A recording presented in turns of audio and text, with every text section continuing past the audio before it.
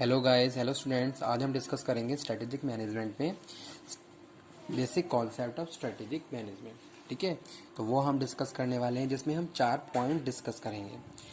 ठीक है, इन पॉइंट्स को हमने एज अ फेस यहाँ पे एक्सप्लेन किया है कि स्ट्रेटेजिक प्लानिंग फेस क्या है, इसमें कौन कौन से इंटरनल फैक्टर्स रोल प्ले करते हैं, ऐसे ही इम्प्रूवमेंट फेस, एग्जीक्यूशन फेस और मॉनिटरिंग फेस। ठीक है, तो चलिए स्टार्ट करते हैं video lecture. Strategic management and business policy. The topic is basic concept of strategic management. तो यहाँ पे फर्स्ट फेज लिखी हुई है स्ट्रेटेजिक प्लानिंग फेज। किसी भी ऑर्गेनाइजेशन को रन करने के लिए हम क्या करेंगे, पहले डिसीजन मेकिंग करेंगे, प्लानिंग करेंगे। ठीक है, पॉलिसी फॉर्मुलेट करेंगे। तो यहाँ पे हम बात कर रहे हैं प्लानिंग की। आप क्या कर रहे हो, प्लानिंग कर रहे हो। तो जब आप प्लानिंग करते हो तो आप करते क्या हो, एक्सटर्नल और इंटरनल एनालिसिस करते हो। ठीक है, कि हमारा इंटरनली क्या स्ट्रेंथ, क्या वीकनेसेस हैं, एक्सटर्नली क्या अपॉर्चुनिटी, क्या थ्रेट्स हैं हमारे रास्ते में। तो उन सारी चीज़ों को प्रॉपरली पहले आइडेंटिफाई करोगे, तब जाके उसके हिसाब से क्या है, अपने आप को प्लान कर रहे हो, अपने लिए डिसीजन मेकिंग कर रहे हो। तो पहली चीज़ ये external internal analysis. Next one यहाँ पे हम बात कर रहे हैं स्ट्रेटजी फॉर्मुलेशन। ठीक है, फिर आप क्या करते हो, स्ट्रेटजी फॉर्मुलेट करते हो according to your situation, means to say where you are and where you want to go. ठीक है, पहले आपने अपने आप को ये फाइंड आउट कर लिया कि हम कहाँ पे स्टैंड कर रहे हैं, क्या हमारी पोजीशन है, क्या हमारी मार्केट में पोजीशन है, क्या हमारी गुडविल बनी हुई है, क्या रेपुटेशन है। ठीक है, तो वो चीज़। और उसके बाद क्या है, एग्जीक्यूशन प्लान। फिर आप क्या करोगे, प्लान को एग्जीक्यूट करोगे। तो ये था पहला phase, strategic planning phase. Next one है इम्प्रूवमेंट फेज। इम्प्रूवमेंट फेज में हम बात कर रहे हैं किसकी, न्यू लर्निंग अबाउट एनवायरनमेंट और न्यू प्रोसेस लर्निंग। ठीक है, इम्प्रूवमेंट फेज में हम बात करते हैं उन फैक्टर्स की जो हमारी ऑर्गेनाइजेशन के लिए फ्रूटफुल हो सकते हैं। ठीक है, तो यहाँ पे आपने क्या करा, यहाँ पे आपने कुछ न्यू लर्न किया, जैसे कुछ इनोवेशन हो रहा है। ठीक है, या फिर कुछ इनोवेटिव होना चाहिए। जैसे सपोज आपका कोई एग्जिस्टिंग प्रोडक्ट मार्केट में स्टैंड कर रहा है, अब क्या हुआ, कुछ टाइम के बाद उसका मार्केट शेयर डाउन हो गया, तो आप सोचोगे अब मुझे इसमें कुछ इनोवेशन ऐड करना चाहिए ताकि अगेन कस्टमर इसको लाइक करे, मार्केट पे इसकी अच्छी पोजीशन बने और आपका मार्केट शेयर अगेन क्या हो, इंक्रीज हो जाए।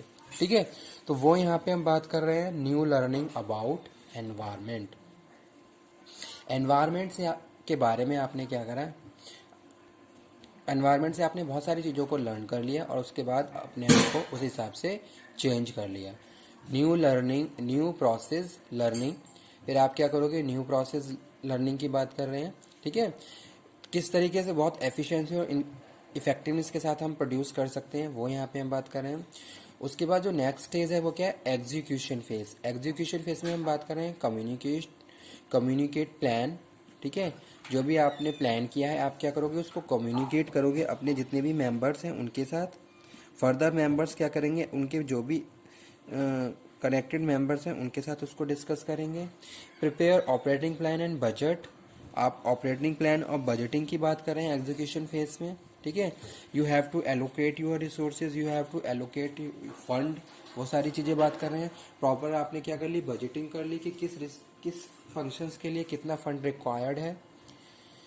Execute strategic action plan and initiatives, और उसी के साथ आप जो भी एक्शन प्लान है उनको भी एग्जीक्यूट करोगे कि जो भी आपने डिसाइड किया है उसको किस तरीके से एक्शन में लेके आना है और उसके लिए क्या इनिशिएटिव लेने होंगे अलग अलग मेंबर्स को।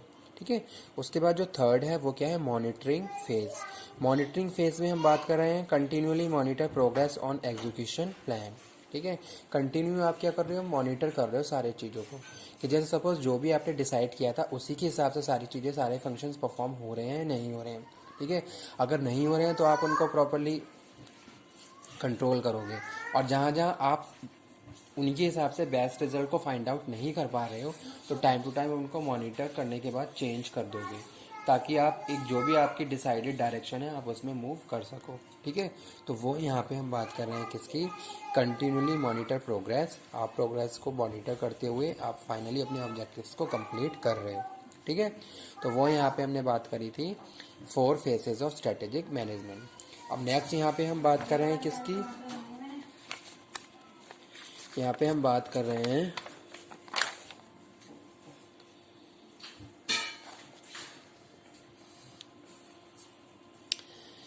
स्ट्रेटेजिक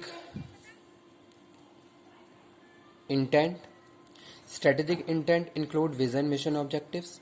ठीक है, एक तरीके से प्रोसेस ही है ये स्ट्रेटेजिक मैनेजमेंट का।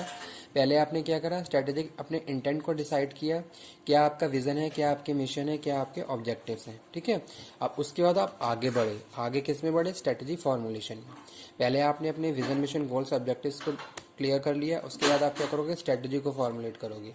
कि यहाँ पे भी हम सेम वही पॉइंट डिस्कस कर रहे हैं, where we are and where we want to go and how can we achieve our desire position. ठीक है, तो पहले आपने क्या करा, इंटेंट अपने जो भी विजन, मिशन, ऑब्जेक्टिव्स हैं उनको क्लियर कर लिया, उनको सेट कर लिया। उसके बाद आपने उनको अचीव करने के लिए स्ट्रेटेजी को फॉर्मुलेट करना शुरू करा।